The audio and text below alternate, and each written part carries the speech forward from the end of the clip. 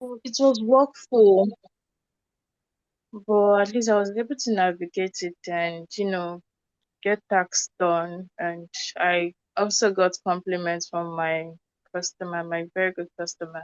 So, yeah. Amazing. Amazing. What was the compliment about? Okay, so because there's a project, like he's a contractor, so he submits proposals to governments like for work and all of that. So I help him and do those. Then he had to he kept me like past my closing time. So that was when like for 2 to 3 days we are just trying to just round up so that I can go submit it and get the job. So it was actually complimenting me that I'm really hardworking and all of that. Then saying that once it's pushed through, it's definitely going to surprise me. Yeah. Amazing. Amazing. That's really great. I love that for you. That's really good. Okay. Thank Thank you you. for sharing. Yeah. Hello, Tai. How are you doing today? I'm very well, thank you. I'm so sorry. The hand raising was I wanted to clap Yeah. Mary and then I tapped the wrong. Um, Yeah. I'm doing well, how thank was you. your week? How was your week? My week was good. Ended surprisingly. I won staff of the week. Surprisingly. Yeah, yeah. I didn't expect. Amazing. That's I didn't see that coming at all. amazing. Congratulations. Oh, thank you. Congratulations once again. Yeah. Love that for you. Amazing. Okay. Hello, Demi. Hello, Michael. How you doing? I'm always conflicted on what to call Michael. Should I use Demi? Should I use Michael? Should I use Abidemi? Can you speak, Michael? Okay, so I'm not sure you can speak. Michael, you're on this call now. Let us know in the chat box if you can't speak, please. Okay. Hello, Chimebuka. How you doing today? Birthday, man.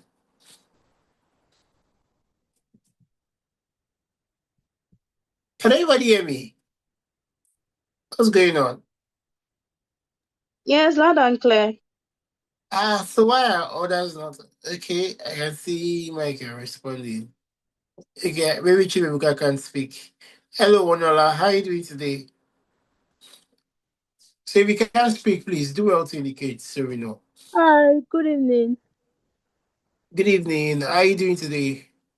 I'm doing all right, but I'm a bit stressed. So that's just it. But Oh, sorry. yeah, The Lord is your strength. yeah. Yeah. And how was your week? My week was great. Thank you.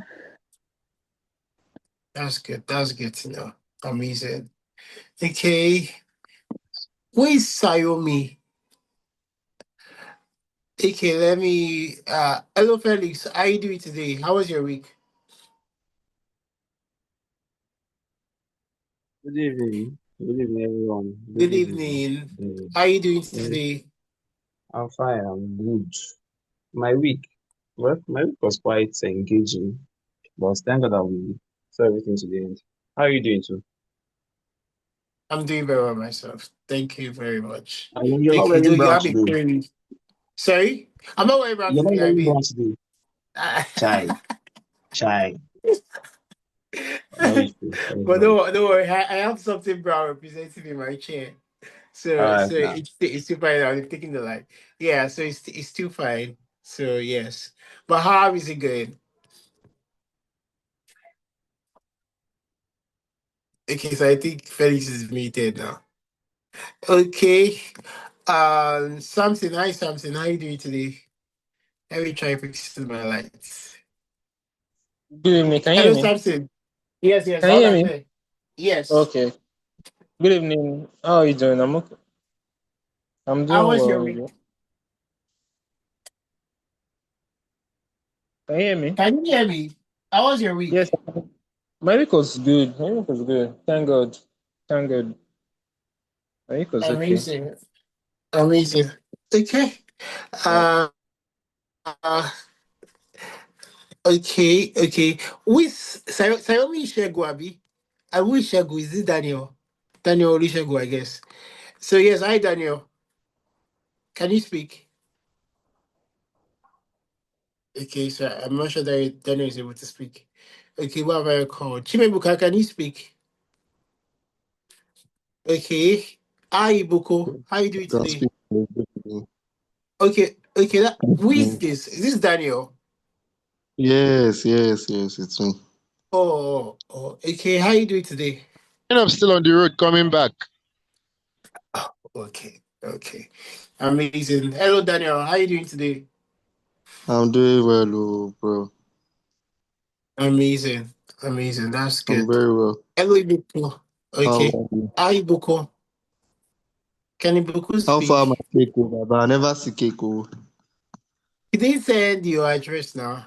I did tell you to send your address. It's okay, I'll send it now. Yeah, amazing. Hello, Ibuko. Can Ibuko speak? So I'm not sure she's able to speak too. So I think we just dive right into today's conversation. I can speak. Okay, so welcome to the second. Okay. Hi, Ibuko. How are you doing today?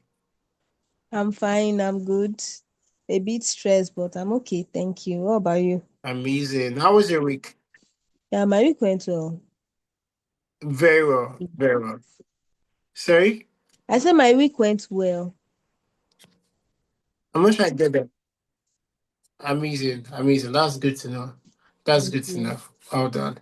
Okay, so let's dive right into today's conversation. It's great having everybody here. I'm seeing new persons. Who's Asus? So this name is they are very confusing, but good everybody. Great to have you all here. Please you pardon me in case my voice I have a running nose and all of that. So please I crave your grace. But yeah, okay. So let's get into today's conversation. So today is we're having a conversation that is very personal to me, and I think it is foundational to like everything we get to do. And like we all know, the greatest people in the world are storytellers. So that's why today is very important. So please have your notepad. If you don't have one, go get one. Have your pen and write. And what I need you all to also do today is take screenshots and post on your Insta story. And I mean it right now. So take a screenshot, and then when we're done, post your take home notes. Let's see it. We want to actually get that so we can save it in our highlights, our masterclass highlights. That would I'm looking out for those who do that. And shout out to Ivana who actually posted on LinkedIn. That's amazing. Like you should be excited about this. Yeah, so uh let's get into it. So Collins, please, my slides. So I just dive right in. I wanted us to read the creed, but let's just dive right in. Because I know time has gone. This is past. Okay. So today we are speaking on the art of storytelling and strategic positioning. So I would create two scenarios. So I have two persons. Person A graduated with a first class, works in a multinational company, and has 8 years experience. Person B failed an important exam, almost gave up on their story, almost gave up on their dream, you know, kept showing up anyway, and today helps others overcome the same challenge. So I'll say it again for those who possibly did not get it. So two persons. Person A graduated with a first class degree, works in a multinational company, has 8 years experience. Person B failed an important exam, almost gave up on their dream, kept showing up anyway, and today helps others overcome the same challenge. So I have a question. Which person do you remember more? I want it in the chat box. Who do you remember more? Is it person A or person B?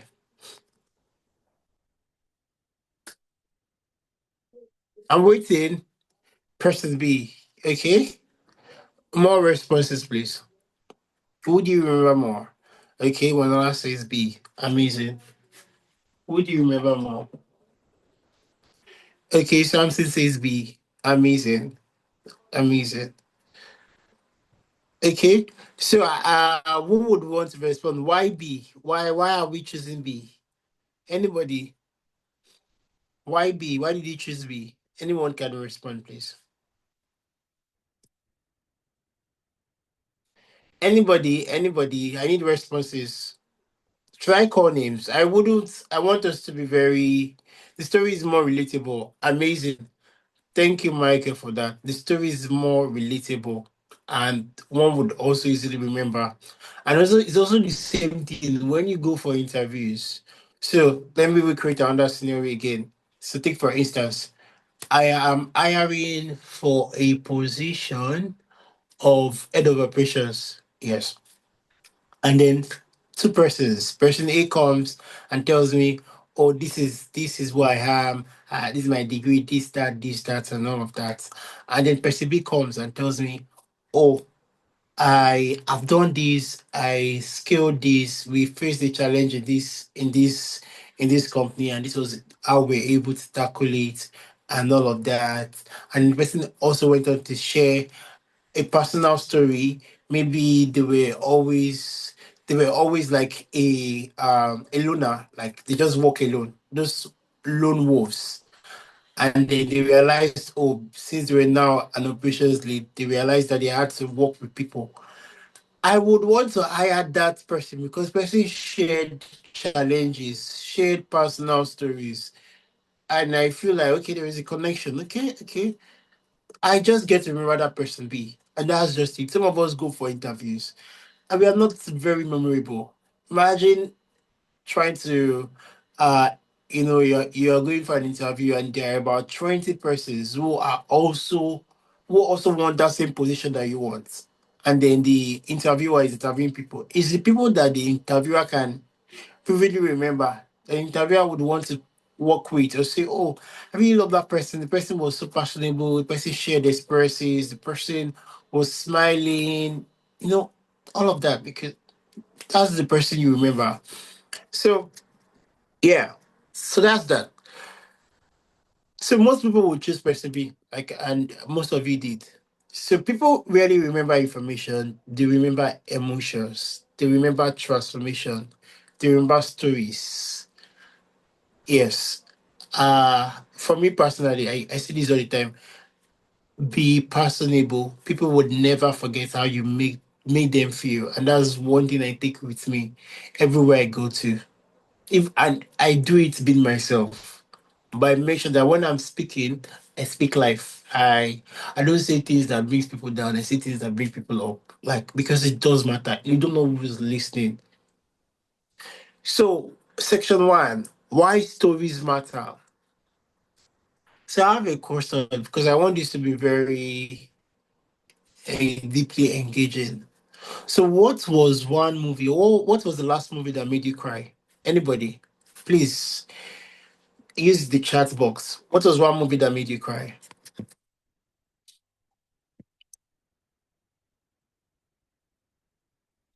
Blacklist. Oh, interesting. Interesting. Felix, why did the movie make you cry? Goblin. Wow, I'm really not a movie person. How come I don't know any of these movies? Okay, okay. Okay, so Felix, why did Blacklist make you cry? Uh, when Raymond died now, Sorry?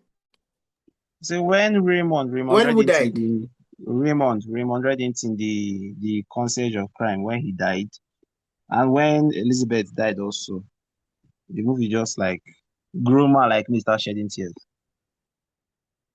Amazing. So, the emotions, those emotions made you cry. The Notebook, okay. Passion of Christ. So that was the last movie that made you cry, Michael. When did you watch? Wait, when did you watch Passion of Christ, Michael? When was that? Was that recently? because I asked the last movie that made you cry. As a wow, so that was the last movie. So you mean you've not cried since then? Wow, Michael, we're waiting for your response. So you mean you've not cried since then? Okay, Coco animation movie. You're laughing. Ha. I should be scared of you. What do you Americans are genuinely speaking is really an Iron man. So and sometimes what was the last LinkedIn post you could forget? There is a particular post that I can't forget because there was just so much emotions. Like I felt like I could really see the person's heart. And that is it. So that's how you become memorable. Monica, yeah. So the Monica was the last movie that I was expecting somebody to say that. That was the movie that made me cry. That was the last movie that made me cry. And that's because you could literally see it. You could see people living as Monica. And if Monica is some of us. Yes. So when you if you watch that movie, you get to understand what I'm actually saying. When you get to like pay black tax, when you are so dependent, everything is so dependent on you. Meanwhile, if you are not there, life will go on. So that's a movie. That movie literally made me cry. So we can remember Monica because of the emotions, because of how relatable the movie was like for us. So most times it wasn't because of facts, it was because of a story. And one thing I love, and that was why I was very particular about you all introducing yourself. Felix, I said you have a query. You've not introduced yourself. Please do that today. Today is deadline. So, and one thing I love about when everybody's introducing themselves, like say Victoria, can we just? I know she's a writer, so don't feel pressured, but please just give her some clap of hands. Like, yeah, that was so beautiful, like really, really beautiful, really, really beautiful. Like, and I did share how it took me to different emotions. Imagine an introduction, but obviously she's a writer, so I get. But that's really beautiful. Then some of us went on to share. Look at Augustine's introduction; is also memorable. Do you know why Augustine's introduction is memorable? It included numbers. I saw the numbers, like when he said, "Oh, he has impacted this number." Like I was like, okay, this feels real. Like, okay, for him to actually put the number, like, okay, makes sense. So that is how you become memorable. You look for things that people would normally not, talk about, and then you talk about them. That's how you become memorable. So really, in fact, I still went on to read Victoria's introduction today. Okay, I saw it on LinkedIn. So really amazing, amazing, amazing introduction. So stories create connection, they create trust, they create credibility, they create memorability. People may forget your title, people may forget your qualifications, people rarely forget a meaningful story. So storytelling is not entertainment, storytelling is a positioning tool. So yes, what makes a good story? Because I know many of us are like, okay, so how do I tell a story? What makes a good story? And I think I did share this on, was it Thursday? Yeah. No, it was yesterday. Yeah. So many people think storytelling is sharing every detail. Like I did say, I love mysterious people. People who don't share everything, but share what is enough for people to just understand the backstory. You don't have to share about your life. We're in a world where everybody's sharing, like, it's just, well, I went on Twitter today and I saw a guy saying he has divorced his wife, and then like all the whole process. You can, in fact, if you have siblings or you have, don't be surprised that your gist or something that you is on Twitter, because you need to see how people are sharing. Somebody literally shared something yesterday and said, "Oh, I don't want to share. I don't want to share the full story so that my auntie does not swim, but my auntie slept with one man. Like, and I'm like, well, you've already shared the story now. Like, I mean, if they can, people can literally connect the dots. So we're in a world where people are sharing so much. Yes, people shared so much. And I'm like, why? I didn't ask for this. Okay, because I'm on Twitter. Okay, but this information is not in any way relevant in my life. Like it doesn't make sense. So people are sharing so much. I probably think that is one way to build the personal brand. But it's not. Genuinely speaking, it's not because it does not really concern people. So a good story contains three things. One, the challenge. What happened? Two, the turning point. What changed? Three, the lesson. What did you learn? And so when I tell you or like when I share anything, I make sure there is always a lesson. Like there is something that somebody can take from it. The lesson can be literally, or the lesson can just be infused into the story. That somebody can just be like, oh, that's so cool. Oh, okay. Okay, I learned this. I got educated. Oh, I gained clarity on this. That should be it. So I'll use myself. Okay, I used to struggle with public speaking. Every opportunity terrified me. One day I realized my fear was costing me opportunities. So I started speaking despite the fear. Today, communication is one of my strongest skills. So challenge, turning point, lesson, simple, powerful, memorable. A lot of persons on LinkedIn think they have to use the whole Oxford English Dictionary to communicate their message. And it's would confuse people because people cannot really assimilate, people cannot connect. It's not about using the old English. We understand you went to school, you went to university, you got your degree. Amazing. But there is no point using big bogus words when people are not connected to what you're sharing and what you're saying. So, my section three, discovering your story. Most people think they have no story. That's usually because they are looking for dramatic experiences. And I always say, I can tell stories like, trust me, if I'm ready, I can share. So, your story can be found in your struggles. We've all gone through something. We've all gone through, yes, we've all gone through something. We've all gone through something that wasn't so good.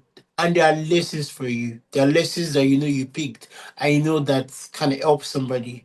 Why are you keeping it? Why are you withholding it? Share it. Especially when you can remove the maybe sensitive details. Share. Then your story can be found in your growth. Many of you have grown, like we've all grown from we're not where we used to be. What has your growth taught you?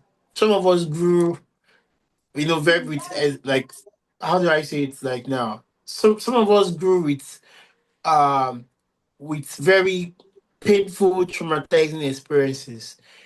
People can read that and don't have to go through that experience because you shared yours because they saw the light. They realized that, oh, okay, this was what this person went through. They've gotten inside. You don't have to go through that. Then your story can be found in your failures. Still the same thing.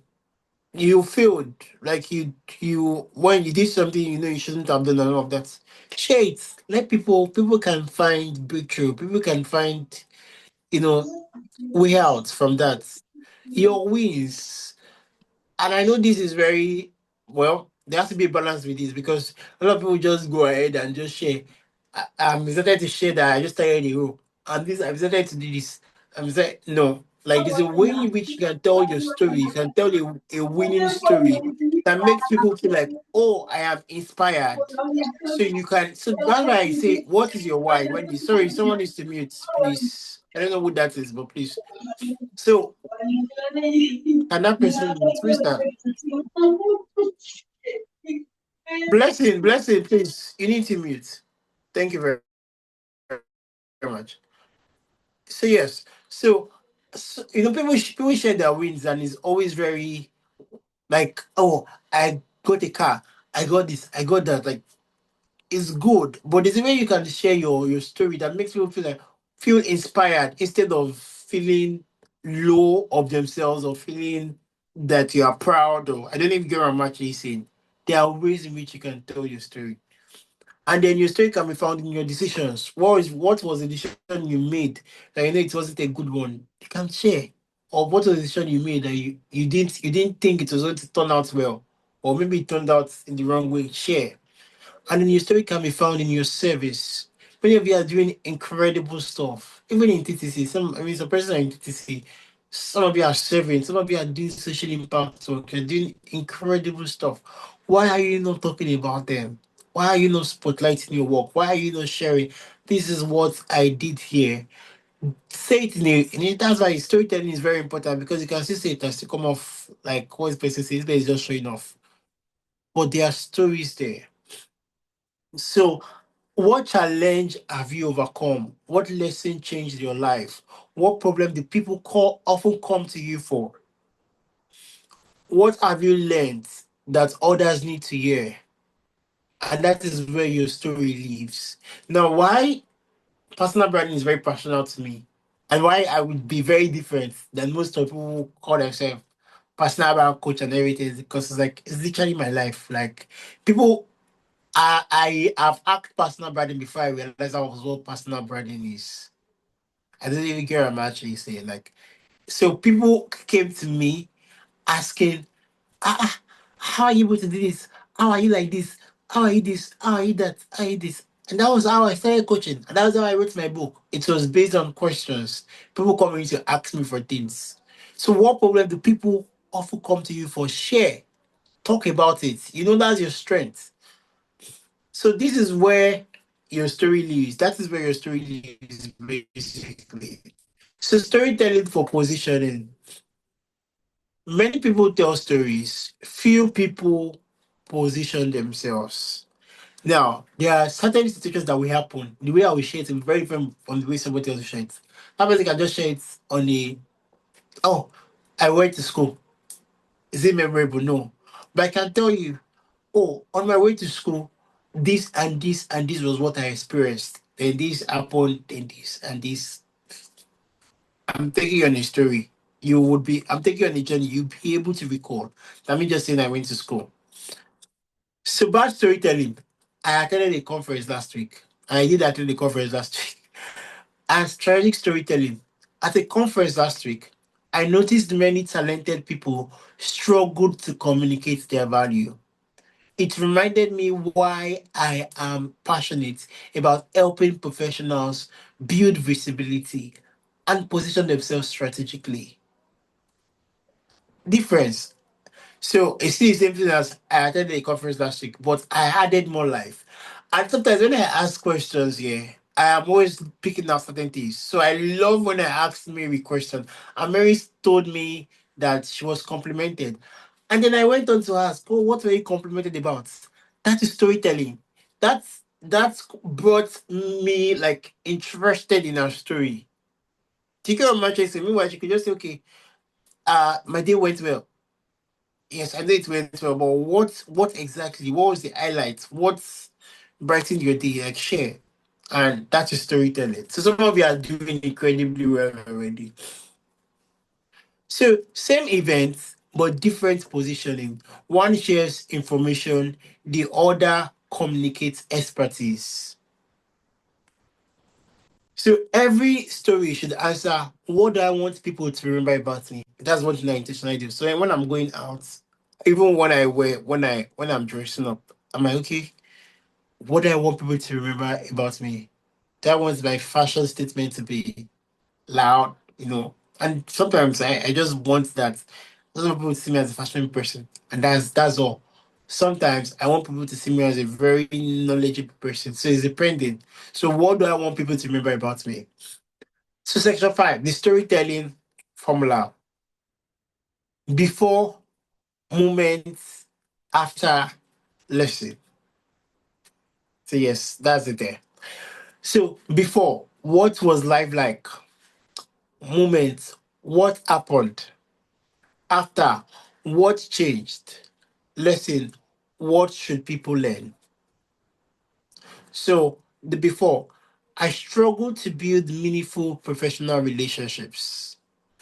The moment, I attended a networking event where I challenged myself to speak to 5 strangers. And then thereafter, 3 of those conversations became valuable opportunities.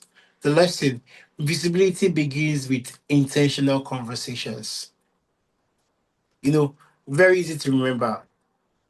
And all of this I'm sharing it from my experience last week at a what's it called? At a conference. So I decided, you know what, I'm just going to get those stuffs and use that as my lesson. And in some way in your minds, people are able to pinpoint, okay, oh yeah, I tell you the seminar, so that's why it's using it. There's a connection. So thought leadership through storytelling. So I'm trying to just quickly touch on this because there is really long we have a long way to go because I really want conversations. So many people think thought leaders only teach, and it's not true. Thought leaders teach through stories. So how I see it, your story plus insight equals to thought leadership. You cannot be a thought leader just for your expertise. Oh, I'm good in this. Then no. What positions you as a thought leader is when you share stories with insights, with like deep insights that is unique to you. Like so the way I see life, the way I share about things will be very different from the way somebody else who's a thought leader shares about things. Because it is unique to me. And that is what makes me a thought leader. So example, while volunteering at an event, I noticed many people underestimate the value of service. That experience reinforced a lesson I've seen repeatedly. Visibility often comes through contribution before recognition.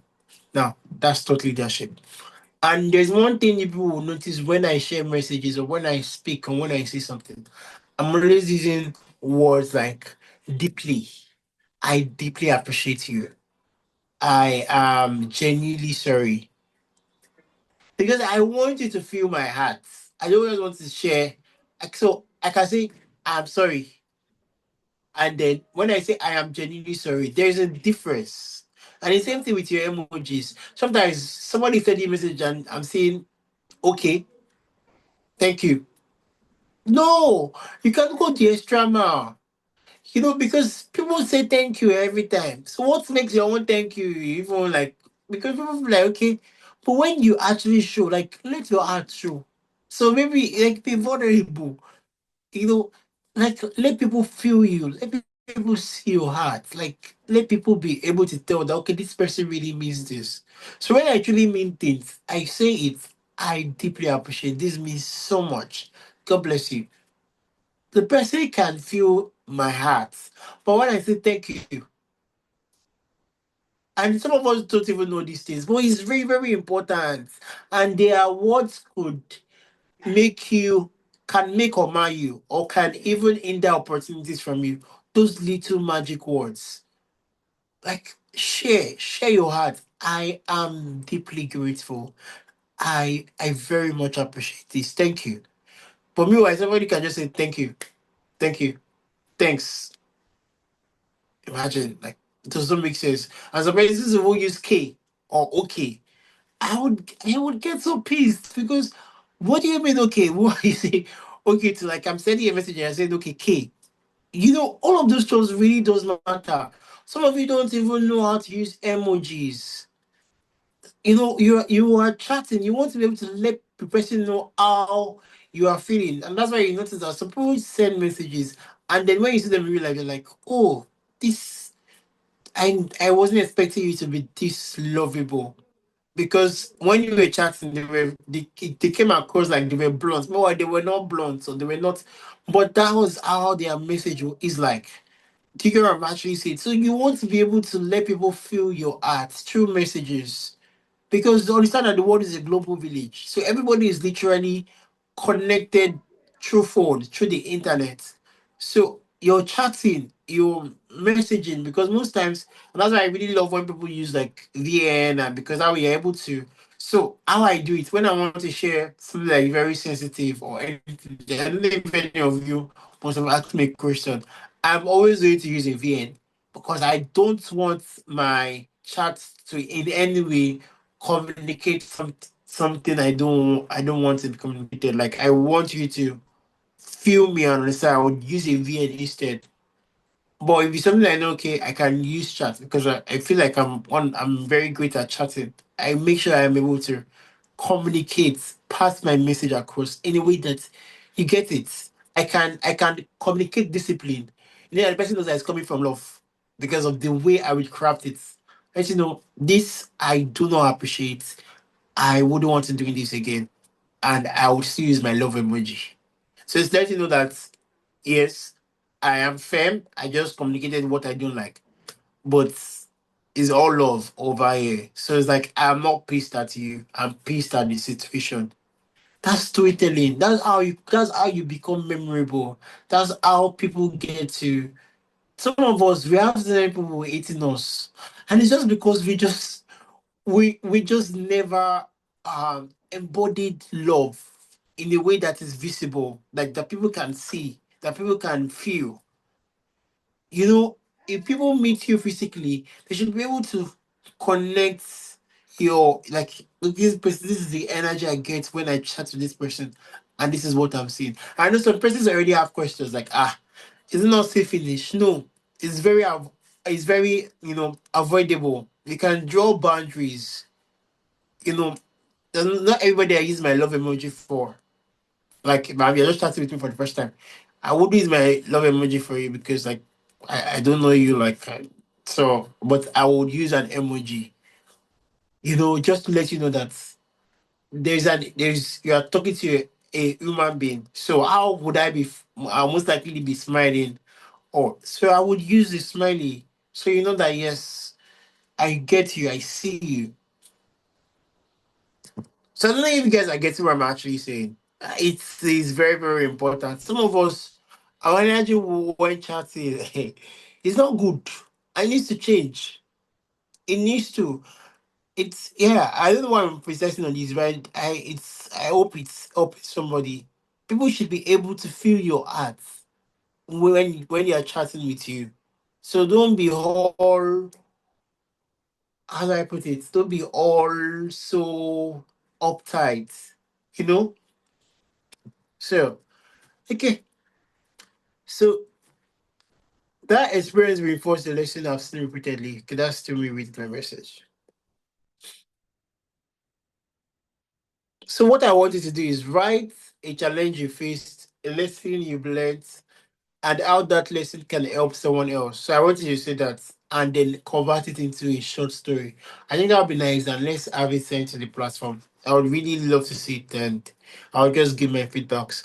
So a challenge you faced, a lesson you've learned, and how that lesson can help someone else. Convert it into a story. And let's have it sent. So from today to tomorrow, let's see what that's like. I'll say it again. A challenge you faced, a lesson you've learned, and how that lesson can help someone else. Convert it into a short story, and let's see it in the platform.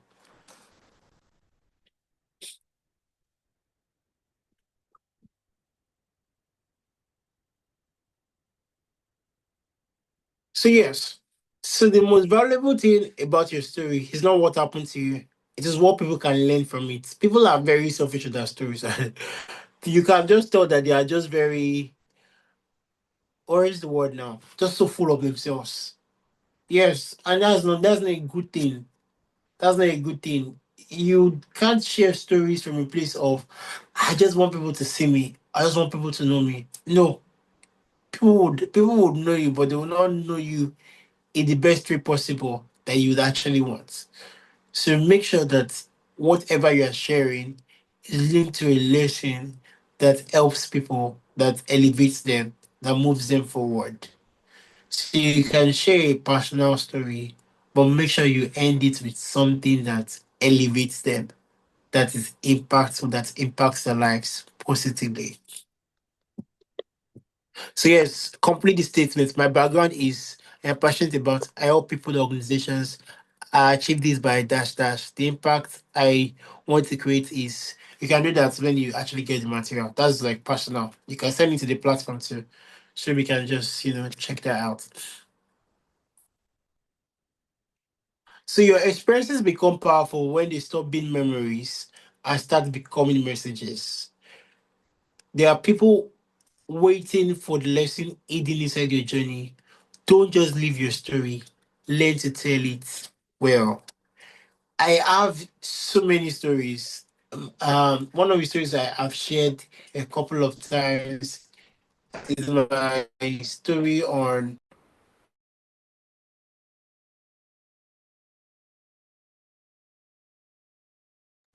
So sorry, yes. So there is a particular story I've shared a couple of times, my robbery story, the robbery incidents. I've shared it on my story. I've shared it on Instagram.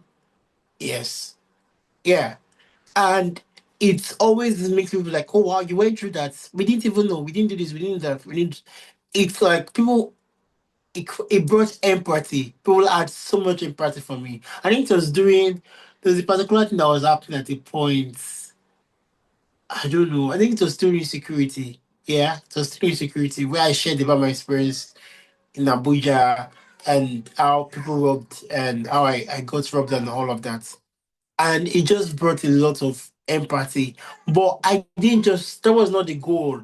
Empathy was not the goal. It was to like validate anybody who has gone through that experience, feeling that way and letting them know that, oh, I see you. You are not alone. And however, those traumatic experiences you get to feel, because at some point, if anybody opens my door or knocks, like, I don't know, if you've had that experience, you can understand what I'm actually saying. Like, I just get jacked up. Like, and sometimes you just remember the experience and all of that again. So when I share that, is it makes people who have gone through that feel like, oh, I'm not alone. Thank you so much for sharing that. I really appreciate it. I feel seen. And then they ask questions. How were you able to go about that? How were you able to heal from that? And then I share. So that is the beautiful thing. I've shared so many stories. I remember going to my hometown, my paternal side. I've not really been about my, I don't know. I'm not very conversant with my paternal side where I am with my maternal side. So for the first time, I went to my hometown and then I carried people along on my status. I think on my Insta story too. I was trying taking videos. I was like telling them this, that, this, that. I got to my hometown and did everything. I was just sharing stories. Then I realized that a couple of persons actually came from my hometown. And then we're talking WhatsApp or we're just all of that, all of that, all of that, all of that. And I kid you not, that was already a community because I shared stories. I shared stories and realized that people connected to it. And I kept on sharing. I kept on sharing who amongst you know your Oriki, that is your eulogy. Who amongst you, all of those questions. And then people started responding. And that's community. When I shared about how much I love mango, I literally started sharing on my status. And then we were like, okay, we plan a hangout now. That was in Abuja. Plan a hangout now. Plan a hangout. We'll come. We'll bring mangoes. That's community. That's you sharing your story. So your story does not have to be deep. It could just be something you love, that you have interest in, and people would connect with it. Yeah, so that is how to actually tell stories. Tell stories from a place that is genuine. That you know that yes, this is something that is personal to me and I just want to share. Okay, a story I also shared, which was about TTC Connect. When we had TTC Connect, if you go to my page on Instagram, you see the post, or even on LinkedIn, I shared the story. Okay, let's even do that because that's practical. Let me see if I can go to my page and then read it to you. And then I realized a couple of persons started following, started reaching out, started asking questions about TTC because I shared. I don't know why if it's my network. Okay, so it's not loading. So I think it's a network. But yeah, if can anybody hear me though? I hope the network is not that poor. Can everyone hear me? Yes, I can hear you. Okay, thank you so much. So yes, so really that's how it is. So share stories from your heart. So when I shared that story, people really resonated with it because I communicated how I was transitioning and navigating, moving to like a new field and all of that, and how it felt lonely and all of that, and what brought about TTC, and now TTC has helped me, how TTC has gotten people jobs, all of those stuff. It's positioning. So people saw it, I'll be like, oh, cool. So this is what you are doing. Before you know it, people can always, because that they remember that they can always reach out and say, oh, you have a community. I need this person. I need, in fact, some persons have reached out to me saying, oh, they need a co-founder. Yeah, like, it's nice if I can recommend some persons in the community. And like, oh, cool. And that's because of the position, that's because of the story, how moving the story was. So if you're doing something really good, something really impactful, share it. Share it, like communicate your heart, let people see your heart, and then share the lesson. And like I said, it's not the lesson does not have to be literal, but it can be in the story. It can be something that inspires people to do social impact work. It could be something that inspires people to live better, to be more present, to value friendships, to, yeah, just it is a way, just so when you share something, ask yourself, what is the lesson here? What can somebody take home from this? And then you've written a beautiful story, or you've told a beautiful story. So yeah, so that's that. I want us to engage. So yes, do we have questions? So ask me questions about storytelling. I would have wanted to share hooks and everything, but hooks are good, but uh yes, they make people stop, but generally speaking, they are good, but that doesn't make a story, very, very memorable. So yes, I will share hooks on the platform, but like I did say, it's the story that matters, the content, the heart, where the story is coming from. So yeah, so let's ask questions. I want these to ask me questions about storytelling. Ask me questions, and I will be more than glad to answer. Or everything that I've shared today, please ask me questions.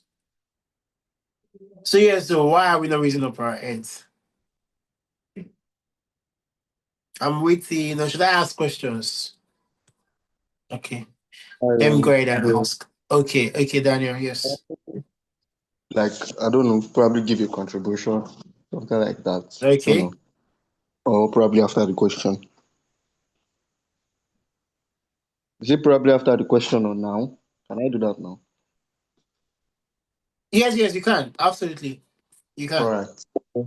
And when you mentioned something about hooks, there is, even as someone who has this copywriting prowess or marketing prowess, or should I say, more like insight, I've noticed something when it comes to the best performing marketing campaigns. The thing is that just like Nike and all of these big brands, the best Yeah, the the best ads does not even look like an ad. Do you get? The best absolutely. ad, yes, don't look like an ad. And if you, even regardless of the fact that you maybe there's hooks or whatever, I feel if you want to start a good story, it should start more like the way you start a normal conversation. If you look at the way Salem King writes, if you look at the way Olushola writes, you will see that it's not like maybe they are trying to use a hook per se. Though Olushola use it sometimes, but if you look at the way Salem King does his own writing, it's more like you are starting like a conversation that is already happening in their head, or because if something can happen to you, it means it's happening to more like 100 people. If one person has a question, it means like 100 other people have the same question or they are in the same position. So it's more like you are just like continuing a conversation or writing out the conversation already going on in their head, right? And you are like using your story to connect the own scene and have, I don't know if you get what I'm saying. So that's what I have to say Absolutely. actually. Absolutely. I love that you shared that, and you just made me remember a point where I wanted to touch on. So thank you so much for sharing that. So when Coca-Cola comes, when somebody mentions Coca-Cola, what is the feeling that comes to mind? Everybody, please share. What comes to mind when you hear Coca-Cola? Traveling. Traveling. Oh, interesting. Please share. I want to see them in the chat box. What comes to mind when you see Coca-Cola?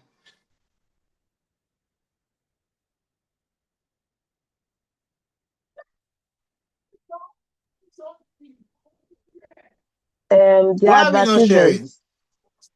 advertisements. What comes to mind? Like, okay, the advertisement, nice, class. I'm not a fan of Coke. So nothing comes to mind for me. Oh, interesting. Traffic comes to mind. Oh, fun, community, something refreshing. Okay, okay, amazing. Coca-Cola's story is happiness.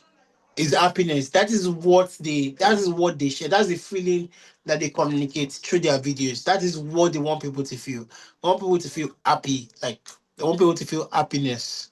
That is the story they share. And that is why they are one of the best storytelling brands out there, and that's how they've been able to grow. Yes, fun, happiness. Yes, absolutely. Someone mentioned fun. Yes. So it's happiness. That's what they shared. That is the story they are selling.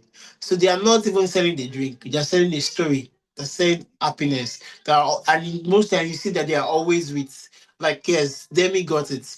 Community. They're always with people. Always sharing coke with a friend. You don't drink coke alone most times.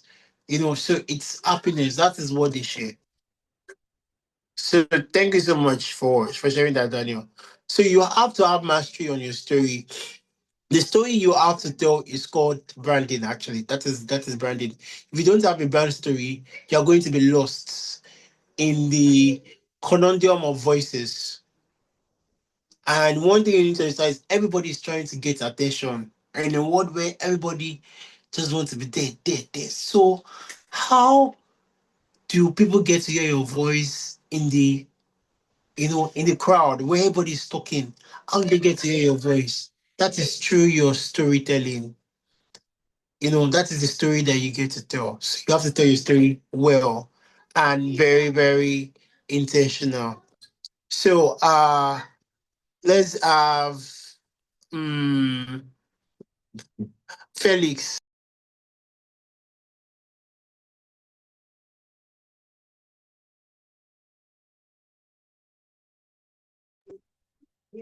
Can Felix speak? Felix is in the branding space, so I would want to hear him. Okay, so I'm not sure Felix can speak. Okay, Idausa, can you speak? I think Idausa dropped something.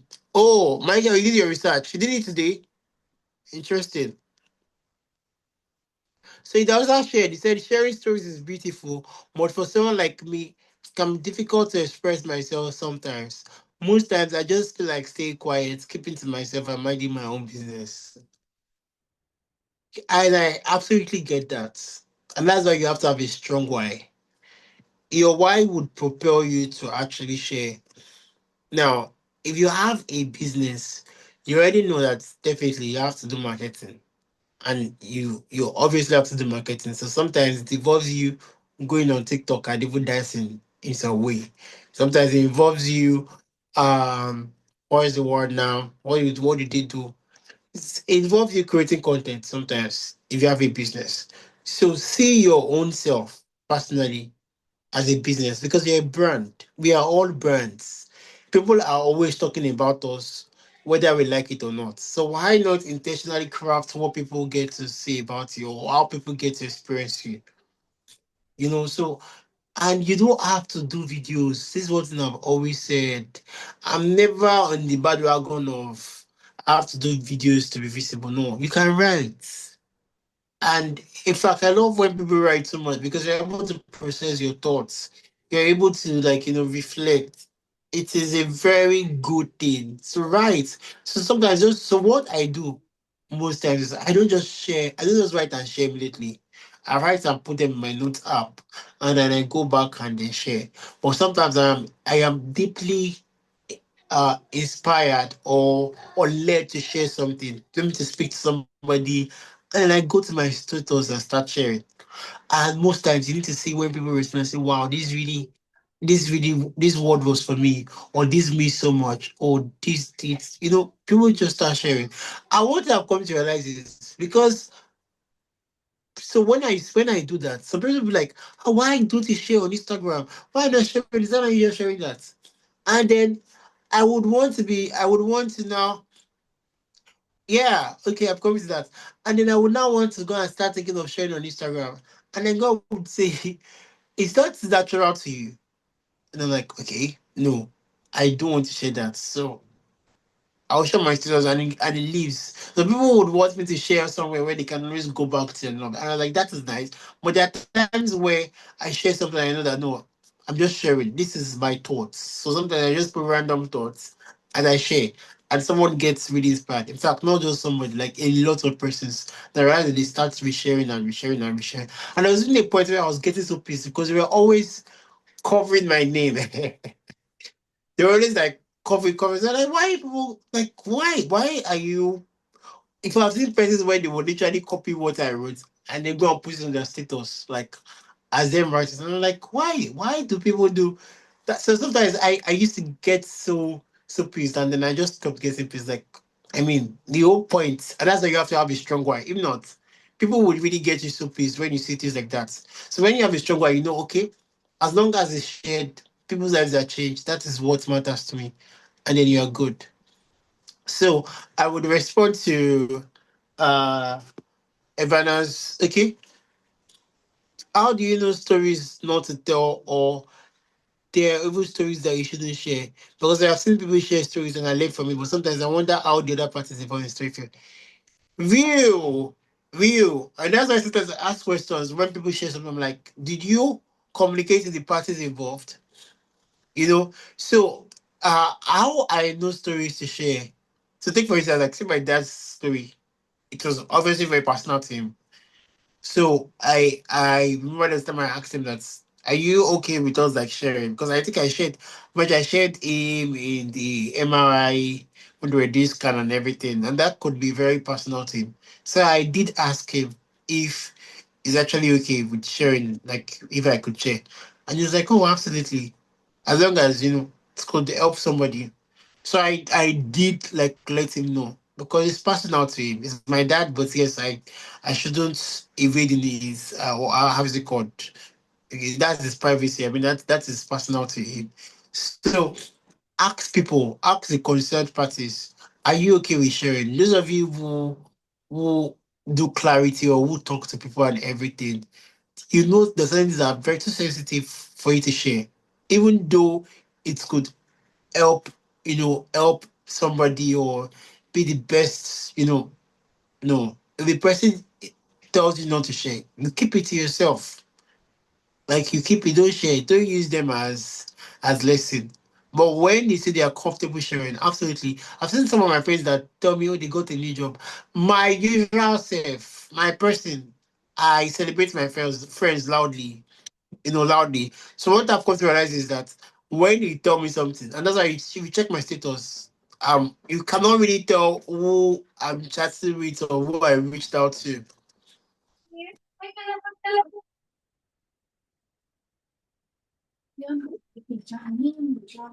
Okay, so yes, so like I did say, so I don't really get to tell. You don't get to tell because I have used that WhatsApp, what's it called, to just hide the name, so you don't know who I was interacting with because I just celebrate my friends. And sometimes they're like, well, I have a particular friend that's like, please don't share, or you don't share. Okay, no problem, I will share. But I'll share what you want me to share. That is respecting them. But they know me. So most times they know that Oyin loves to share. So they don't want me to share. They already tell me that, hey, please don't share because I love my friends. I always want to talk about like them and share good things about them. And one thing that I'm even learning is that not all my friends are okay with me even putting them there out there, and I'm respecting that. So you need to just know, or like ask questions. Ask these your friends. Oh, I have a friend that got engaged recently. I know obviously she didn't want, but I posted it. But nobody knows. And in fact, I realized that some people were sharing, some people were sharing it to just guess, and who could that friend be? But nobody knows. And in fact, that friend still commented. But that's me respecting my parents, but also me celebrating them because I love my friends. I love celebrating them.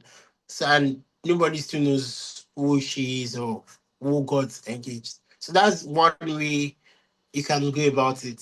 So that's how it's a story. So I don't know if that answered your question ever now.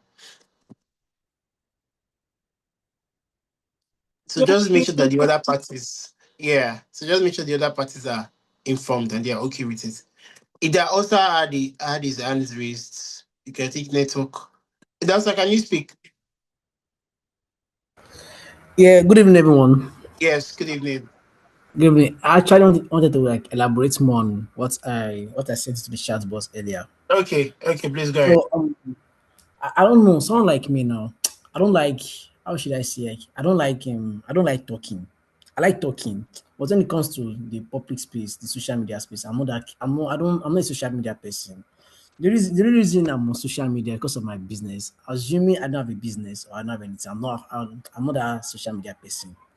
So it's kind of sometimes when I'm in the mood, I write. I write most times. I'll be trying to write. Like I'll be trying my best to write. But when it comes to bringing putting my face out there or creating content, or I know that's the best thing I have to do for my brand. But I find it very hard, like to come out to bring my face out there. I don't know, like it's not. I don't know. It's not like being out. I don't know like being out there in the social space. That's my problem. But when it comes, I'll be trying to write these days. I'll be trying to write these days. I'll be trying my best because melody and crazy. Like anytime I see their post on the connect and support, like wow, enter. I'm always motivated to write, so I'll be trying my best these days. Amazing. Amazing. So like I would always say, have a strong why. Why do you have to show up? Why do you have to come on there? If you don't have a strong why, then there is no point. Because why? Because it's actually stressful. It is. For someone like me, I am somebody who would, contrary to popular opinion, people feel like owning is social, all of that. No, my those who know me truly, I love just being on my own. I don't really love interacting. I don't really love really. That's my person really. But there is a strong why that I have that I have to connect with people. It's not just for me anymore. It's for TTC. It's for my siblings.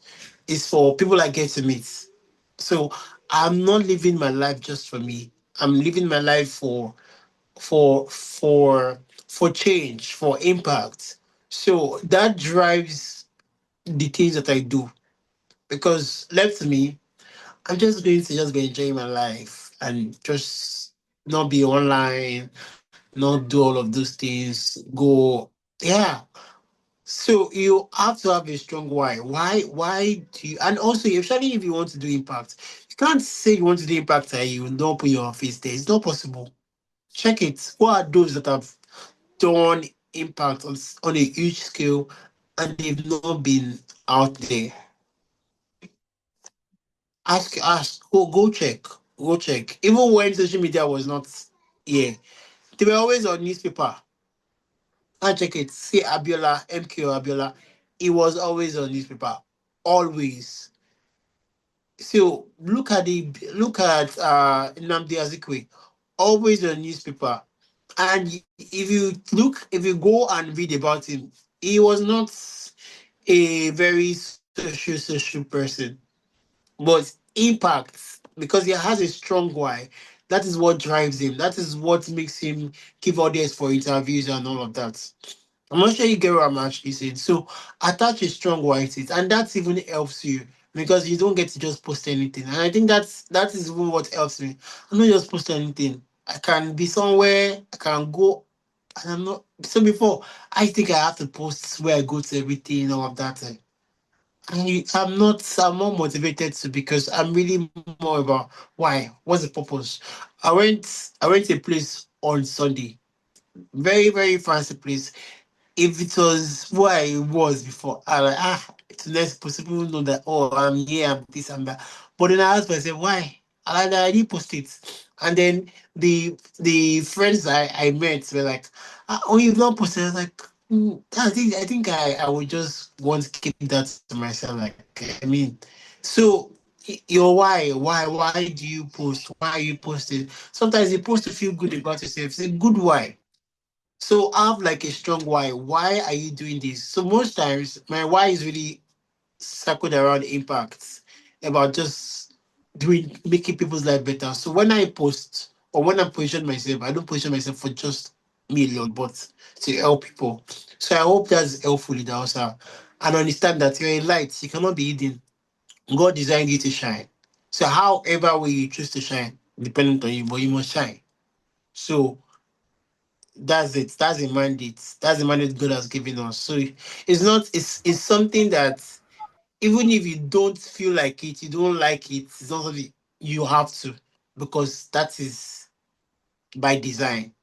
Like you've been called to shine. You want to do incredible stuff. You want to have great ecosystem. You want to have great institutions. You want to do impact on the each scale. It requires you being out there. But like I did say, there are ways in which you can be out there, and then people don't know so much about you that you can still keep certain information, certain sensitive things to yourself. See the way I think people confuse visibility to like so people they're dragging their marriage, they're dragging how you want to take no about my relationship life to come and start saying you're dragging my marriage. Do you get what I'm saying? Like these are questions you ask yourself. It's not possible because how? From where? How like figure out match saying. So it's all of those stuff. So if you know there are certain things you don't want people to have talks about, don't share. Don't share your family if you know you're very like I did say share yesterday. My dad, I posted him that day. People may never see him until his next birthday. Because it's personal. I don't want like I'm not using my daddy to create content. Some people use that press good amazing. Me, no. It's me. Figure mattresses. So look at the things. What do you want? How do you want people to perceive you? Like, what is your why? When you have a strong why. So, people's why it could be to show family love, family this, beautiful. So, they put their family out there. Amazing. It works for them. But just have a strong why and then you are good. So, you don't have to put sensitive information out there. You don't have to put where you are. You don't have to put where you're going to. All of this stuff. No, you don't have to. Just share stories, share your heart, share things that it could be what you've gone through, and you know that can inspire somebody. You can move the very sensitive things that you know, oh, I don't want this out there, and still talk about it, and people will still feel inspired and deeply moved. So I hope that's helpful, Idausa. Yes, it is. It is. Thank you very much. I really Amazing. You're very welcome. You're welcome. So I really want more persons to ask questions because I don't want to start seeing because I don't want to start seeing LinkedIn posts and I'm like what exactly why did you share this? So I really Yeah. want us to ask questions. So if you do please ask away. I Yes, yes, I'm with you, Daniel. yeah. So, You're muted just in case. uh,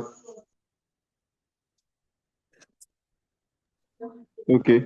Are you hearing now? Loud and clear. Yes, I can. Okay. So when he said he's not a social media person or probably doesn't want to put his face out there, well, it's not mandatory that you use videos per se, because just as much as the video wants to carry, you know, your face and every other thing, the charisma, the should I say your hand gestures should be able to convey the message. So much so can Yeah. your words do that. Your words can also do that so much so that it will be weighty also. You have people like, I don't know if you heard of this man, Dele Farutimi. When the man writes, Jesus, you reason, you begin to like so like Dele Farutimi and all of those things like that. Now that's just an example, right? And we also have that's why we also have carousels, as we would say they call them. So as a social media manager, I know that in as much as okay, I work for a team. And before, I think around that was last year. By this time last year to around April thereabout, I was working for this brand, and it's an agency. We much like it's a writing agency. We do write all these call it bid writing. Like you bid for a certain contract from the UK government, the Oh yeah, you procurement. did share with me. Yes. Yeah, so and then on behalf of our client. We can do that on behalf of client and all of those things. So, or we can just write it for you and then you go do the submission and every other thing like that. So that kind of a thing. And I'm like, okay, but there can be skepticism and racism kind of mindset. So what else can we do? So as a social media manager and content strategy in place, I know that it's not by force that I show my face, obviously, right? Even if though we did start showing our face when we wanted to do art creatives and all of those things, and when we wanted to start running ads, like when they wanted to go full blown, we don't even care if they because now it's more like our target audience is not even the UK guys. We are now looking at people.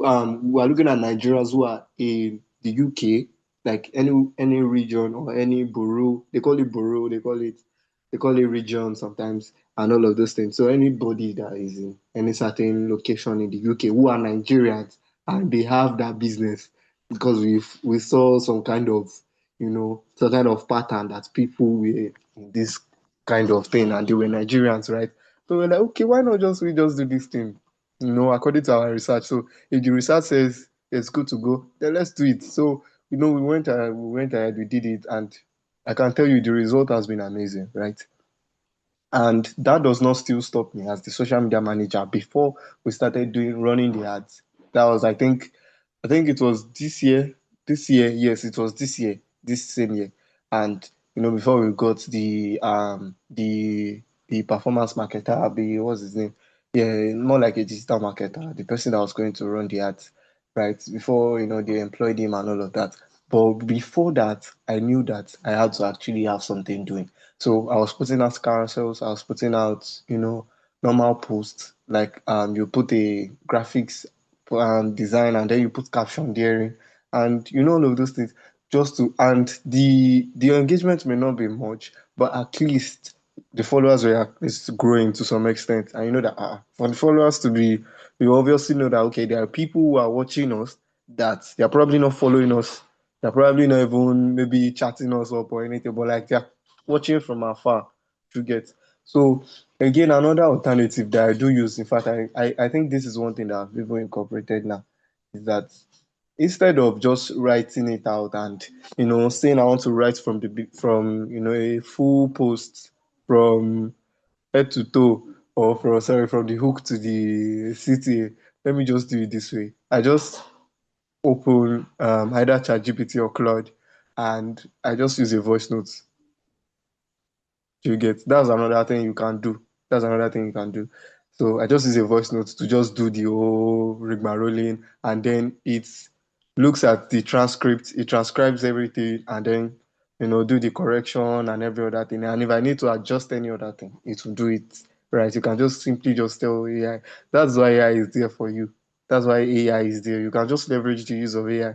That's why you can be able to pump out content more like you have your notes app, you have the idea, just write it down. And the day that you feel like, okay, I don't have any idea, you just look at your notes app and then just, oh, okay, this was the idea. And then you go to AI, open the audio, voice, whatever, and then say it. It gives you both the rough and the refined version of what you said. And then you can just go ahead and post it. And if you feel, okay, it's a video platform like TikTok or Instagram, you can use carousels, because I think even Instagram now, I think from last 2 years or last year thereabouts, they are allowing you to post using pictures too. You can post pictures now on Instagram. Yes, yes, you can. So you can post these pictures on Instagram and all of those things, but you just have to make sure that it's captivating. Of course, it might not be like written, whatever. Like it might not be written like LinkedIn or Facebook or Medium or Substack, but you can still use carousels. You can still use like all this Twitter kind of whatever. Just go to Canva, customize the thing, and there you have it. It's as simple as that. So you don't really have to complicate the process of the content. Probably your problem might be, okay, I don't know about how to structure my thoughts into this post. That's another thing on its own. But the for you to get that post out, it's as simple as ABC now, especially with the smartphone and AI in it and every other thing like that. So that's just how it is. Amazing, amazing insights, Daniel. Amazing, amazing. And then while we use AI, make sure that your Eunice is in it, because I can always tell when I read something, I can tell that it's AI. Like it's always so obvious, and a lot of persons don't know. Like they just post. Yes, and I'm like, what's it like? Do you take us for a fool, or do you take us for fools, or what exactly? And you're expecting me to like engage in all of that, because it's you can just tell. So let's see your personality, and that's why, because I feel like this AI thing is scam. Like it's a good thing, but let's see you in your story. Don't let AI do your job. Don't let AI replace you. I'm not sure if you get what I'm actually saying, but Daniel has really shared amazing insights. Here's Melody, please. She can go ahead. Okay, good evening, everybody. Evening.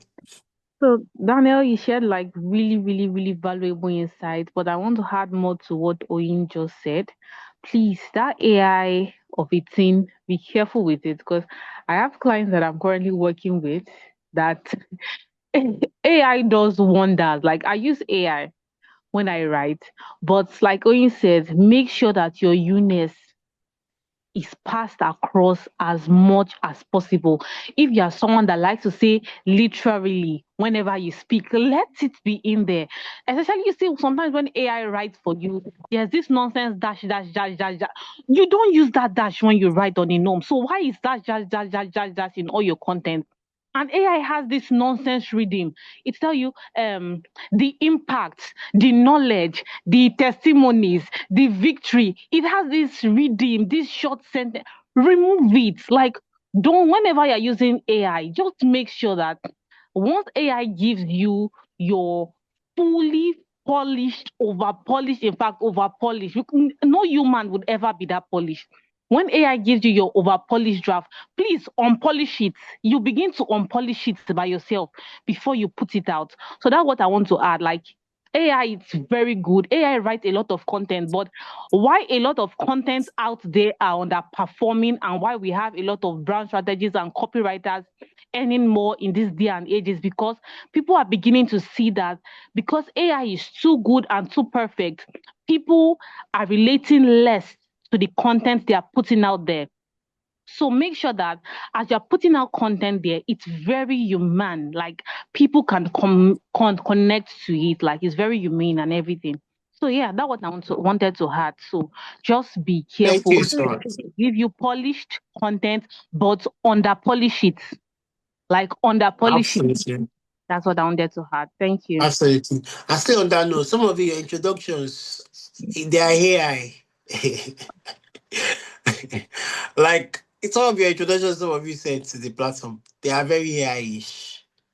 Yes, I was not going to say it, but yes, my family, so I'll tell you, very AI-ish. Like there's no see.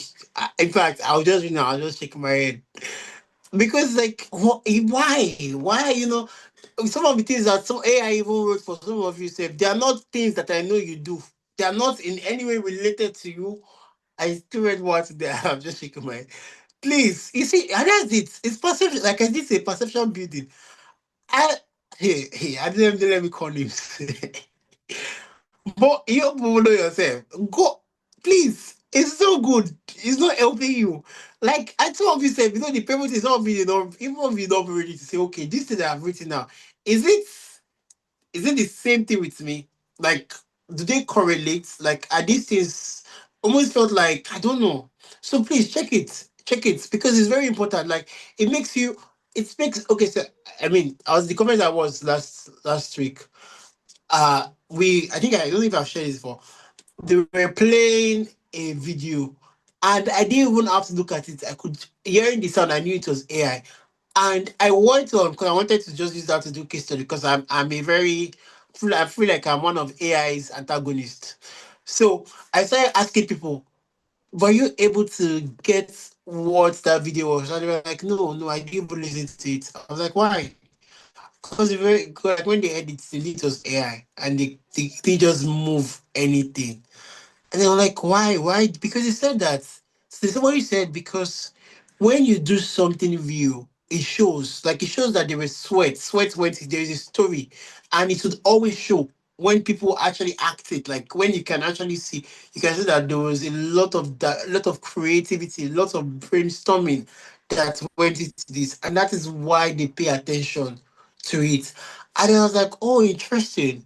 So then I went on to ask, so do you mean that if you see AI models in a fashion page, like you don't, is it yes, actually, they can line the clothes, but they don't feel the brand as human. That's just to let you know that there's no point. You don't know who are you trying to be all polished for. Knowing that the person who is reading, the person you're connecting to is a human being, the person can definitely tell that this is fake. And you know, one thing is once they can tell that, it just destroys the collection. The what you were expecting that the what you were going to communicate was supposed to it just they wouldn't even read it to the end because they can just say that oh that's like an AI thing. So I need everybody go check your introductions and see this thing, does it really reflect me? Can I see my voice in what I share there?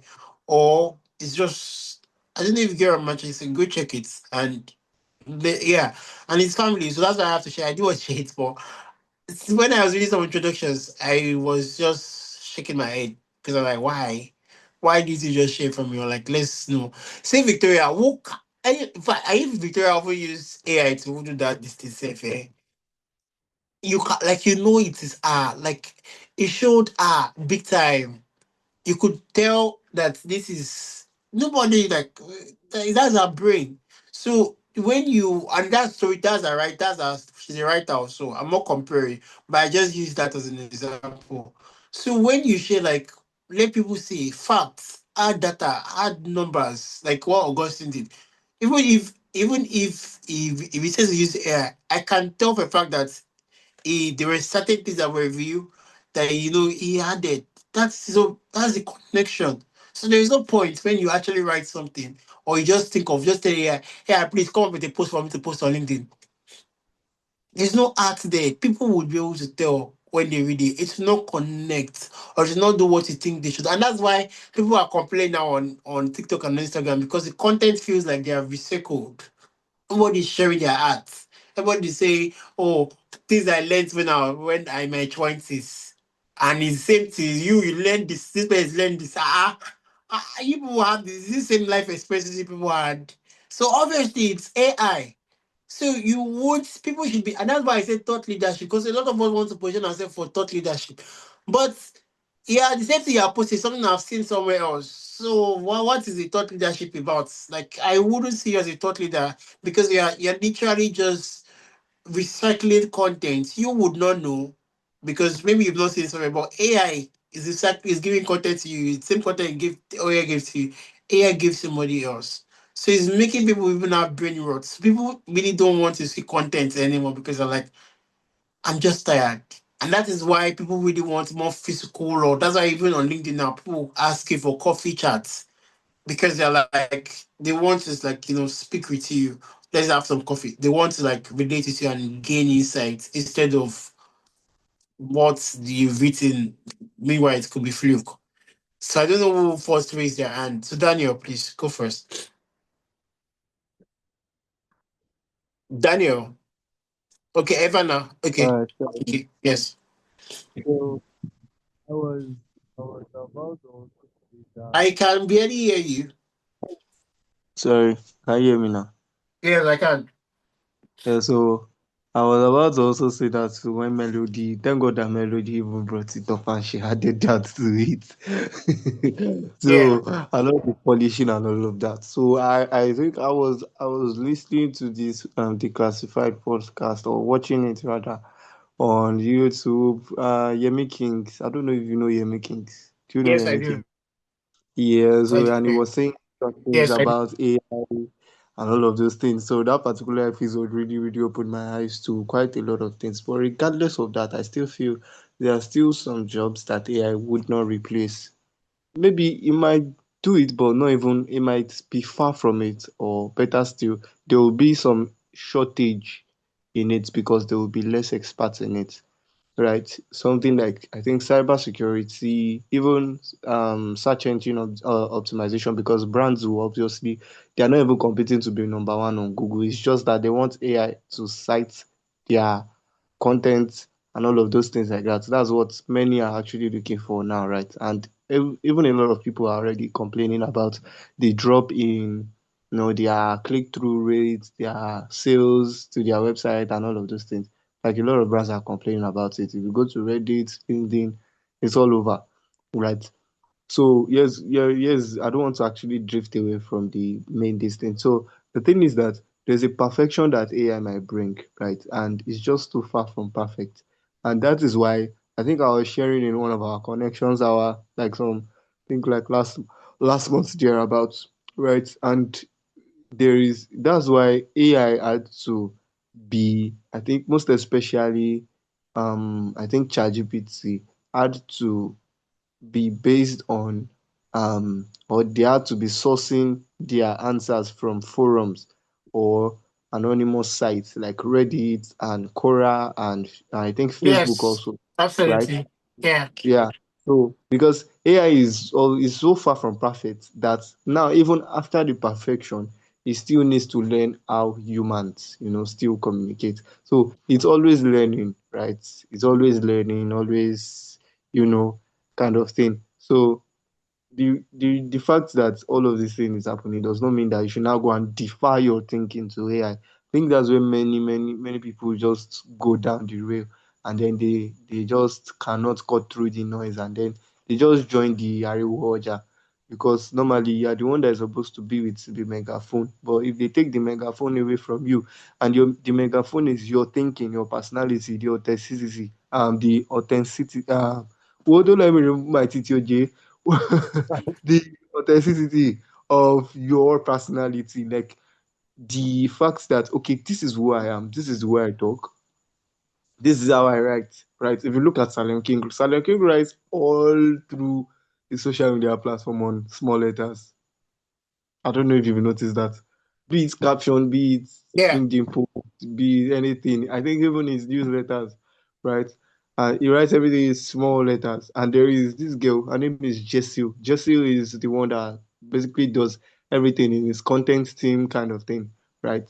And all of those things like that. So you look at that and this thing and be like, okay, even if you're working for a client, you have to understand their brand voice. Absolutely. That's one of the things that you Absolutely. must know. That's a Media very what you just said now. It's very, very key. And that's even for exactly. anybody working anywhere. Like you have to Yeah. understand So that company's brand working voice. working with clients, I know that okay, you have to understand their brand voice. Okay, this person does not talk like this. This person is far from this person. I was working with one guy like that. He has a course and he was like, okay, is a student too, is a final year. And he's like, okay, I want you to help me and do more like a community manager kind of gig. And he was saying, okay, this and this. So I posted it. I made a post like in the afternoon post course, and it was like, wait, this is not how I write. I was like, what?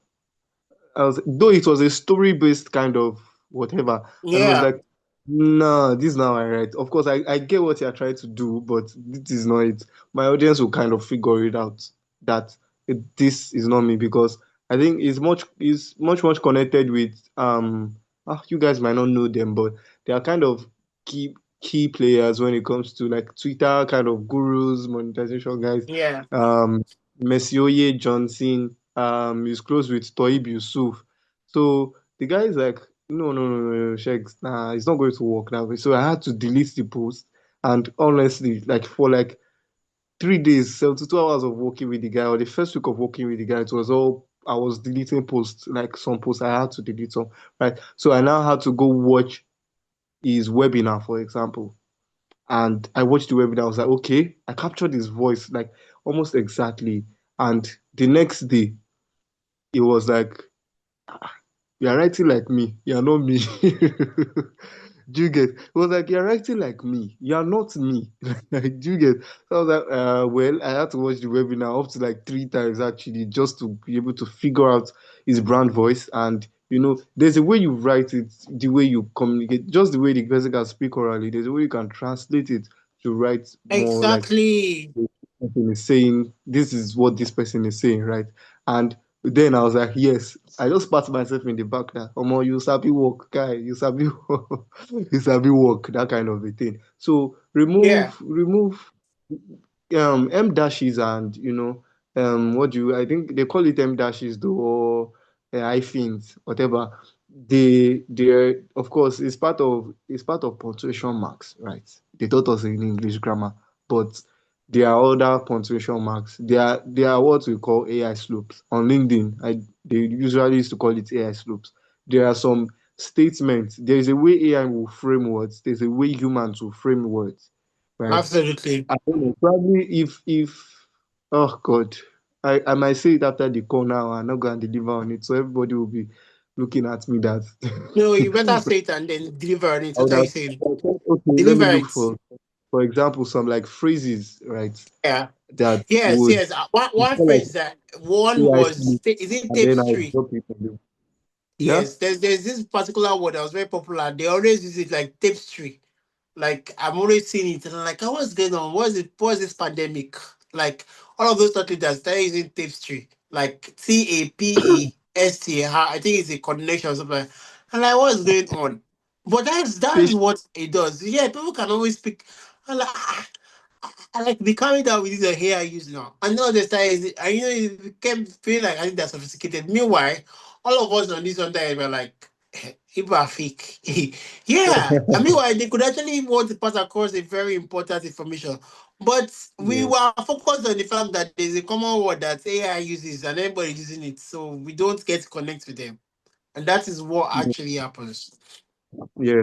For example, phrases like I think I have more like three phrases that I have noticed in AI content, most especially. And I try oh my god, I ruthlessly edit the AI nonsense out of Yeah. most of my for example, you might write, okay, there's no example, there's nothing coming to my head per se, but you might say, okay, um Elon Musk made one, or okay, let us use Elon Musk for example. SpaceX launched his IPO, it went public, people can now buy stocks, right? And you say that Elon Musk became the world first trillionaire. Like, okay, for example, then you now say, not a country, not a this, not a that. I hate, That's I very hate that. AI. I'm like, That no, is stop the this, don't medium do I'm this. talking about. Yes, do you get? So I'm like, no, no, no, no, no, no, no, no, no, no, no, no, no, no. You don't do that. Like I ruthlessly did that thing. Like, why not this, not a this. No, no, no. There's of Then course and you know in that even A hooks, even AI ancient hooks too are very copywriters, right? common now. Like I just said that word AI hooks. Like they have Exactly. a way in which Yeah, you know I know definitely not a human being that wrote this. nah, yeah, I Because write they them. just like so and then you one thing about it is you now start thinking that you think you can outsmart and you think you're wise. That's the thing that I say. Exactly. So that you think you're smart. No. And I love when you mention this the brand voice. It is very key. I feel like for anybody who's in TTC, I used to tell them, we have a brand voice. Especially if you are sharing something. Once they do, if you don't use orange color, I'm looking at it with one eye, like because that is so. If you are going to send a message from like that you are from TTC, so there's a way. So sometimes I engage as a community member. I'm very sure you people get it. And then there are times where I communicate as TTC, like TTC founder or a member of TTC's team. There are two things. So in the community, I have two personalities. One as Oindamola, two as founder. So there are times where I communicate as, and there are times where I communicate as myself. I'm actually getting much. So you have to understand, and that is how you are able to have like a consistent branding. So ask Melody. The time when they posted content, I'm like, no, this is nope, nope. So when they posted, I was just always pissed. Like I've just been like, no, no, this is not TTC. No, this is not TTC. Or even when they comment and everything, I'm like, no, this is not. Chinedu was here. You can ask him the way I drag him. I'm always dragging because what I say, what's rubbish that you people do? Because like the content that is always too rigid, too like it's not this you. Like here's recreational community, but understand that the community aspect, like there has to be connection. There has to be like a friendliness to it and everything. And then if you check the recent content, beautiful. Like it feels like they've upped it, and that is the goal. I'm not sure what I'm actually saying. That is it. So emojis, I used to them. You have to use the orange emoji. If you're sending a message that you're in a TTC team or a TTC leader and sending it as a TTC person, you have to craft it in a way that TTC understands. Like that's the language. And once you notice, it becomes consistent. So people get to respect, even if they don't know you, and that is what branding does, especially when it comes to now, as if we're going to corporate branding. What it does is, even if somebody does, take for instance, if somebody does not know Melody, but Melody sends a message using like the orange emoji, this, that, people can already tell because it's something that they've conditioned their mind to orange, orange, orange, orange. They don't know that's thingy. I'm not sure you get what I'm actually saying. That is what branding does. If you use brown, there is no way anyhow I would notice you because that color is very personal to me. That is what branding is. That is brand voice, brand tone. So we need to understand. So if you're in a company, understand what their brand voice is and act it. And I love the example Daniel shared. That's incredibly beautiful, and it just shows that you're really great at what you do. That's really amazing, and I love that. Yes. Okay, Evana, let's have you.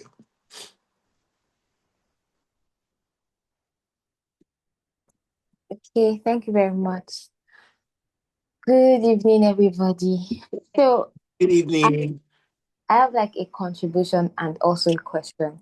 So Yes, on yes. this AI issue, my elder sister and I, two of my elder sisters, we were having a conversation, and she's like, she hates seeing AI flyers. She's like, Oh, oh God, that's it's like it's it like fingers my brain. But honestly, yeah, go on, it's please. like AI has too much gold ink. So that gold ink is just it's just it just used to irritate her. Like it doesn't matter how much she needs that product. Every time she sees like an AI flyer for the product, she's just going to be very irritated. And she was also talking Very about true. it because Very true. there was and she was like, she wants to learn how to do makeup, but she can't trust the brands she's seeing because they're using like AI to market. So she does not know if it would work on her skin Yeah. the way it looks on the AI because it's not real. She was just like, AI is now making her very suspicious of everything she sees. Is this real? Is this not real? Your sister is me because that's how I can be, genuinely speaking. So I get her, and I please send my regards to her. I love that for her actually. So she's now very suspicious of everything that is this not it? And for instance, I write too, but sometimes I write with AI, and it's not like I write the entire thing with AI. Usually, some things just happen very fast in my head, so I record it in um my AI, and then it transcribes it. Then I start to edit it. But then, if AI is editing for you, it can also use those overused words or phrases that is common to AI. But then the post wasn't originally AI, but AI wrote it in its own way. So how can you like correct it? Because I, how can you manage editing with AI? Because now I don't like I write stories, I write posts and different things, and I edit most of them with AI just to search for grammatical errors and the likes. How do I notice those overused words, and how do I really edit well using AI? Amazing, amazing. So, like that, Daniel just gave a very beautiful word, create an AI agent. I think that's deeply amazing. And one thing you can do is also condition your AI.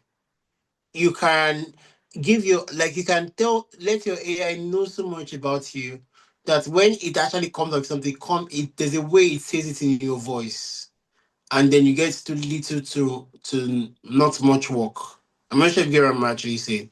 And then when something comes out, like when AI does something, retreat and then say, is this my voice? And then start rewriting it. You can rewrite it and like, oh no, this remove, put this, remove this, put this, remove this, put. I think that is how that actually like does happen. Yes. Create a skill. Exactly. Yes. Yes. So that would really, really help. Yes, Melody. Okay, thank you. Thank you, Oyin. Okay, Ivana, what I wanted to say actually is touching or answering your questions. So, whenever I work with a client, like Daniel said, you have to understand their voice, right, and their personality. So, whenever I take on a new client, the first thing I do is I speak with this client. I tell my clients that the only thing we're going to be exchanging through mail is like documents that we don't want it to get lost. But every other thing we're going to be doing it in on WhatsApp because email forces you to be very professional. WhatsApp forces you to show like who you are at the core, how you talk, how you sound. So what I do is I create a behavior bank for each of my clients. Now, this behavior bank, it consists of words they say, how they say it.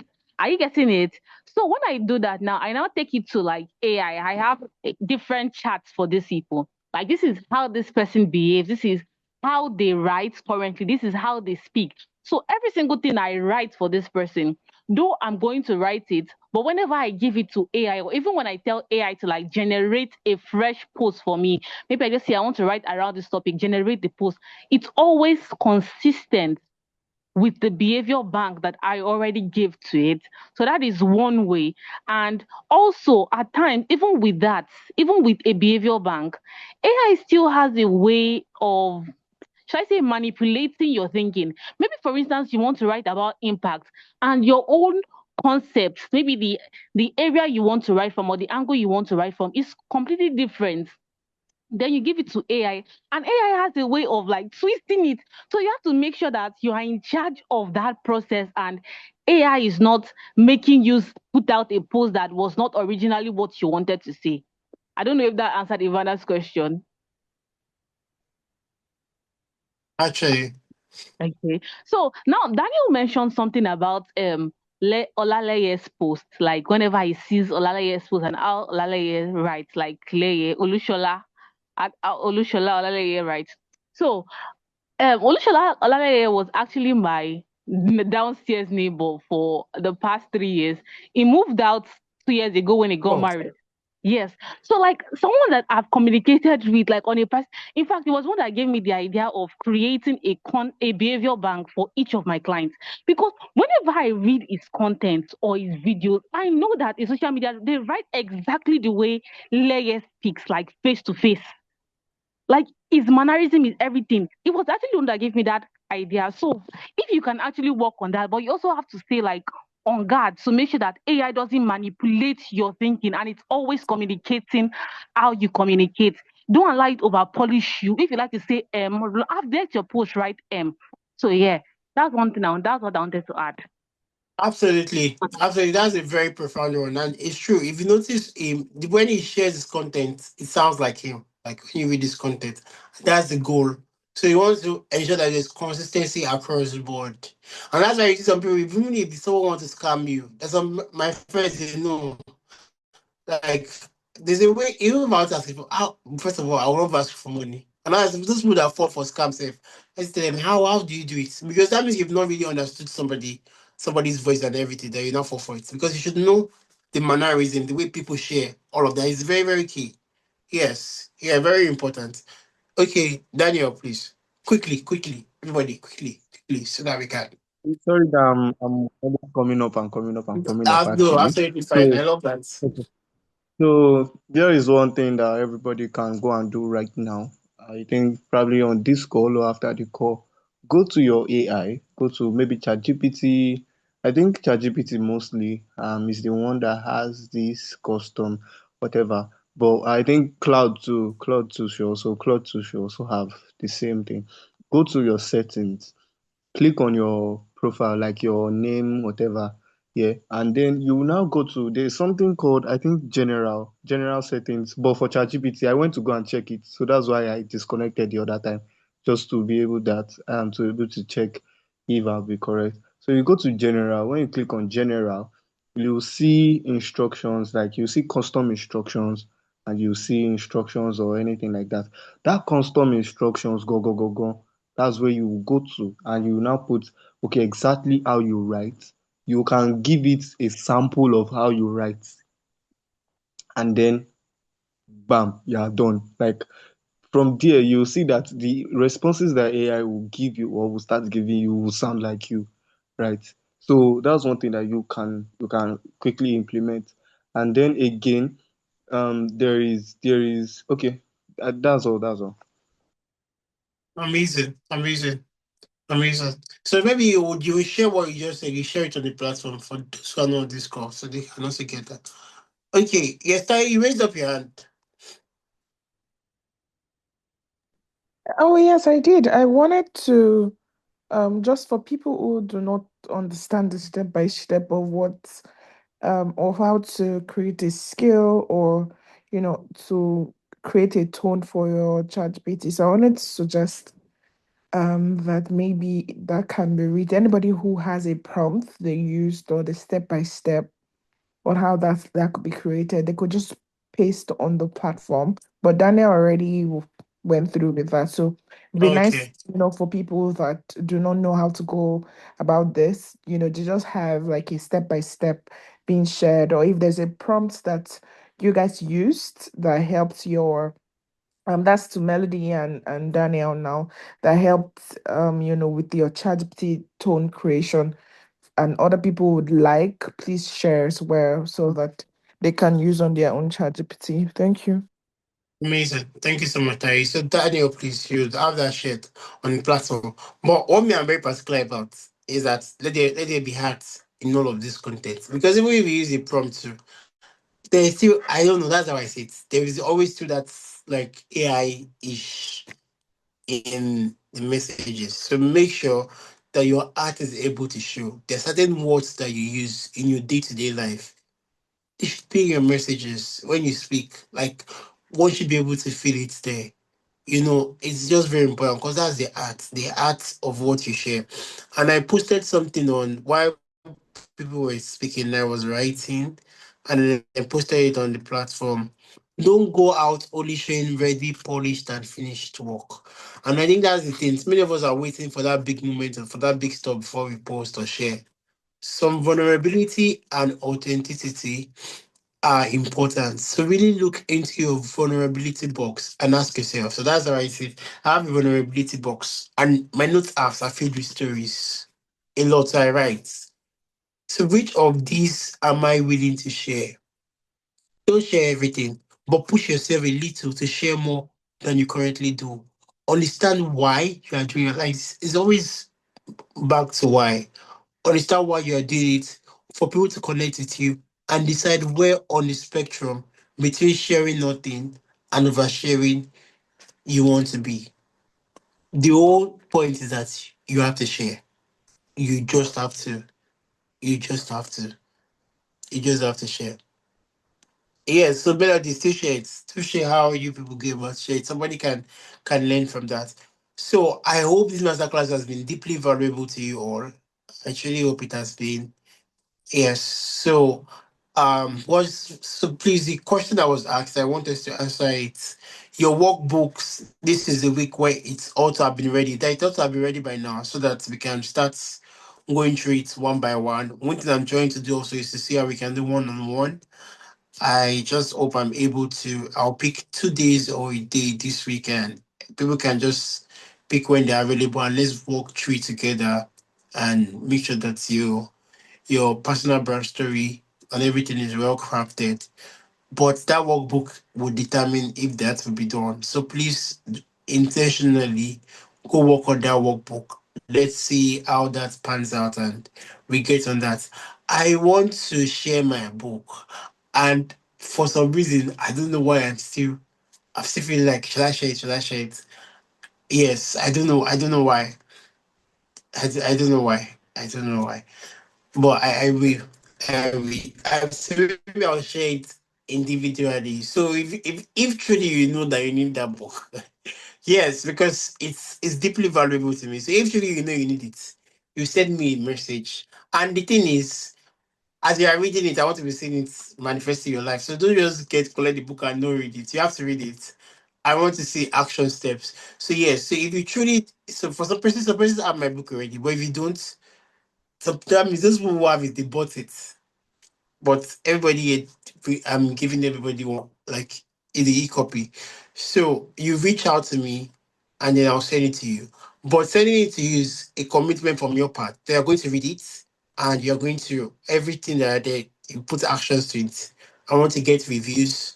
Like so, yes, that's how I'm going to do it.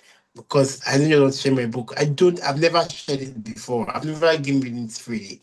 Yeah, because it's deeply valuable to me and there's so much insight in it. So yeah, so that's what we're going to do. So please, um, and please follow the institutes. One thing we're going to be doing also is to see how we can do positioning and all of those stuffs. We're going to be seeing how we get to go about that. You're welcome, Mary. You're welcome. So we're going to see how we intend to go around the whole position. So follow the institutes on Instagram and on LinkedIn. And if you do have questions, please do not hesitate to share it on the platform. I would be more than glad to respond, and everybody should be able to respond to one another. I love what is happening in the community. Yes, the platform, the WhatsApp platform, I see the interactions, and they're really amazing. So please let's keep that going on. And I see connections. There are a couple of you that will be needing your service very soon. And that is because of what you've shared, what things you've said. They care, I mean it. And I would be recommending you. And that's really because of what you've shared, what I've seen. There's some things when people talk, I know that no, this person definitely is knowledgeable in that area. And I love that. And that is the point. Share. People would see your work. And yeah, and I really love that Daniel really did share. It just shows that's Daniel's specialty. So I love that. So yeah. So do have an amazing and beautiful evening, blessed weekend. Thank you all so much for joining. Please, I want to know how this was for you. What was your take home? I want it posted on the platform. Let me see it. Let me read it. Yes. And that's position. I want to see all of that. And then please take a screenshot. Don't take the screenshot now, but I believe you've taken screenshots. And please share on Instagram and tag TTC Institute. You can tag me too. That would be very appreciated. Thank you all so much. I love you all so deeply. I am genuinely excited about this and I'm rooting for you all. Yeah, thank you. Have a beautiful evening. God bless you. Bye for now. Bye. Thank you. Bye, Thank you. Mary. Bye. Bye, Tai. Bye, Augustine. Bye, Ida Osa. Bye, Bye. Evana. Bye, Michael. Bye, Melody. Bye, Collins. Bye, Augustine. Love you all.